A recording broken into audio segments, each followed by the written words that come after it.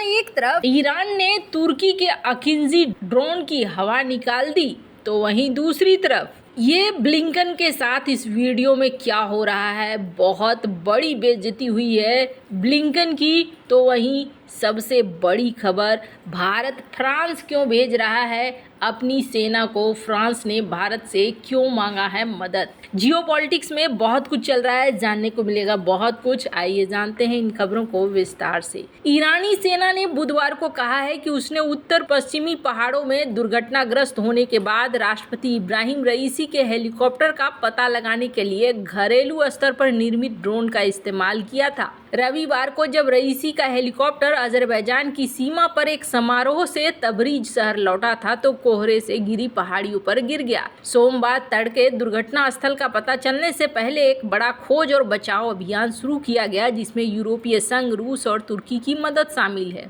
ईरानी सेना ने कहा कि तुर्की द्वारा भेजा गया ड्रोन नाइट विजन उपकरण होने के बावजूद दुर्घटना स्थल का पता लगाने में विफल रहा। आधिकारिक IRNA समाचार एजेंसी द्वारा दिए गए एक बयान में सेना ने कहा कि ये ड्रोन हेलीकॉप्टर दुर्घटना के स्थान की सटीक घोषणा करने में विफल रहा और अंत में तुर्की लौट आया। आखिरकार सोमवार सुबह के शुरुआती घंटों में हेलीकॉप्टर दुर्घटना का सटीक स्थान जमीनी बचाव बलों और सशस्त्र बलों के ईरानी ड्रोनों द्वारा खोजा गया। सशस्त्र बल प्रमुख मोहम्मद बाघेरी ने दुर्घटना के कारणों के जांच के आदेश दे दिए हैं, जिसमें विदेश मंत्री हुसैन अमीर अब्दुल्लाहियान सहित 9 लोग मारे गए हैं। तुर्की ने दावा किया था कि उन्होंने ही पहचान की और नाइट विजन कैमरे की वजह से ये सब कुछ हुआ। सिर्फ इतना ही नहीं, उन्होंने तो एक मैप भी बना दिया था कि हमने इतना बड़ा खोज कर लिया है। अब ईरान और तुर्की दोनों के पास ड्रोन के अलग अलग किस्म हैं और यहाँ पर ईरान ने बाजी नहीं मारने दी तुर्की को,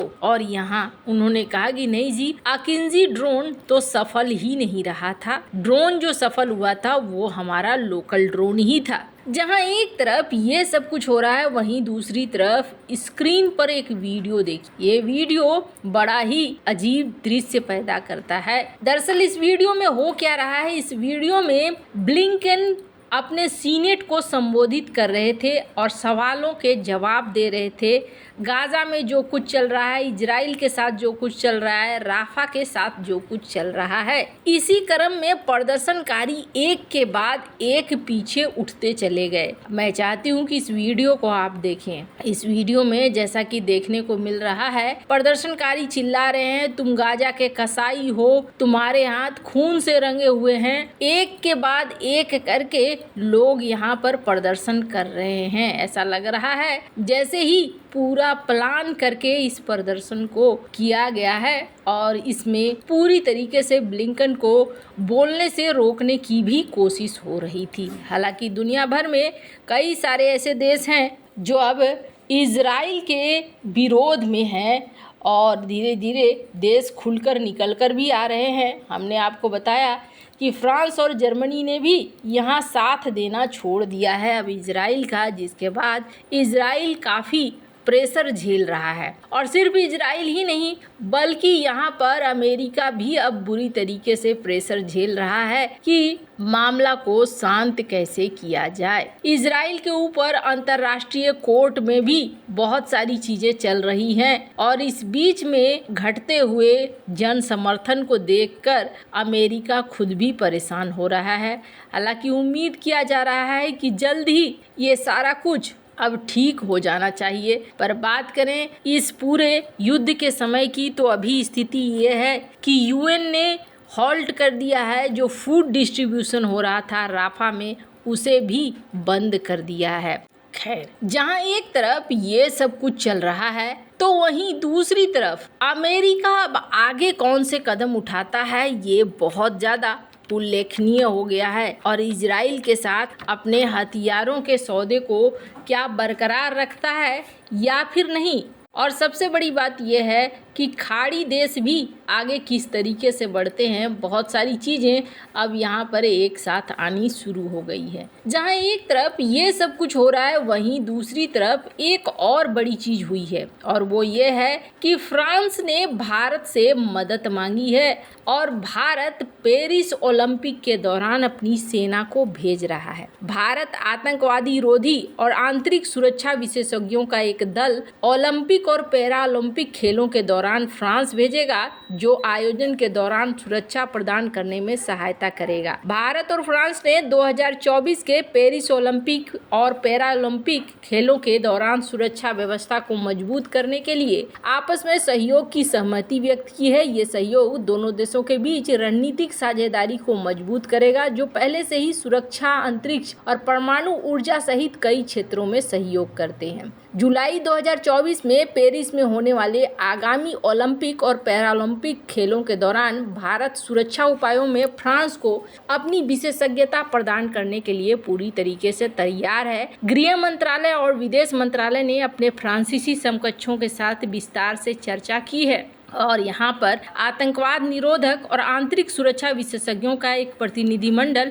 पेरिस भेजने पर आपसी सहमति जताई है। भारत ने भी आतंकवाद का सामना किया है और उससे निपटने के लिए सुरक्षा में विशेषज्ञता हासिल की है। फ्रांस ने कई मुद्दों पर भारत का साथ दिया है और फ्रांस ने लगातार आतंकवाद की निंदा की है और फरवरी 2019 के पुलवामा हमले के बाद फ्रांस ने भारत का समर्थन किया। फ्रांस ने पुलवामा हमले के बाद आतंकवाद की निंदा करने और पाकिस्तान स्थित आतंकवादी हाफिज सईद को प्रतिबंधित करने में मदद की थी। फ्रांस ने मनगढ़ंत आरोपों के आधार पर निर्दोष भारतीय नागरिकों को यूएनएससी 1267 प्रतिबंध समिति के तहत लिस्ट करने के पाकिस्तान के प्रयासों को रोकने के भारत के अनुरोधों का समर्थन भी किया था। भारत और फ्रांस 1947 से कूटनीतिक संबंध स्थापित करने और 1998 में साझेदारी को रणनीतिक बनाने के बाद से ही लंबे समय से रणनीतिक साझेदार रहे हैं। पिछले साल दोनों देशों ने अपनी रणनीतिक साझेदारी के 25 साल पूरे किए थे। इस साझेदारी में रक्षा, अंतरिक्ष कार्यक्रम और परमाणु ऊर्जा सहयोग जैसे क्षेत्र शामिल हैं। ये सहयोग दोनों देशों के लिए फायदेमंद होगा और उन्हें आतंकवाद और अन्य सुरक्षा चुनौतियों का बेहतर ढंग से सामना करने में मदद मिलेगी। भारत ने 2023 में G20 शिखर सम्मेलन सहित कई बड़े अंतर्राष्ट्रीय कार्यक्रमों की सफलतापूर्वक मेजबानी की है। ये सहयोग भारत और फ्रांस के बीच मजबूत संबंध, दोनों देशों के आतंकवाद और अन्य सुरक्षा चुनौतियों का मुकाबला करने के